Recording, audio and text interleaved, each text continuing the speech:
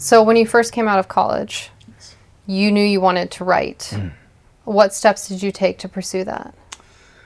When I came out of college, knowing that I needed to get a lot more knowledge about screenwriting, I knew I had to find a place to learn it. Now, undergrad had sort of prepared me, and I'd written a couple screenplays that were just really, really bad.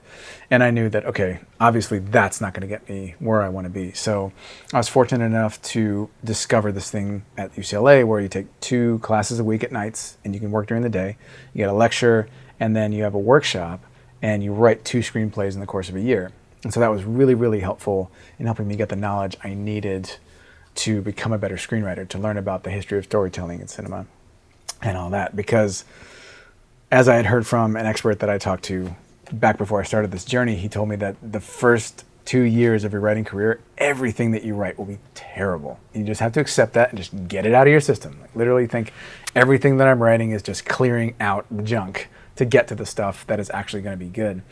And so that's why I'll often tell writers, if it's their first screenplay, probably don't pick that thing that you wanted to write your whole life, because if you actually want it to be like the thing that you want it to be, you should wait a little bit and get some skill. And then again, sometimes it's your initial passion that will help you get to the end of your first screenplay, which is a really big marker.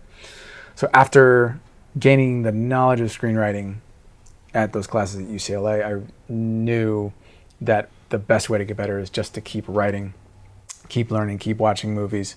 And then I've eventually learned it's how vitally important it is to read scripts, to read produced screenplays, and to read professional screenplays, even if they haven't been produced, like from the Blacklist or the Oscars, all those, because you can see how other working writers created this experience on the page for the viewer. And so it was that process of reading other people's work that made me realize, oh, there's so much more to screenwriting than just the stilting description of like mechanical things you see on the screen. It is an emotional thing, even in the writing on the page.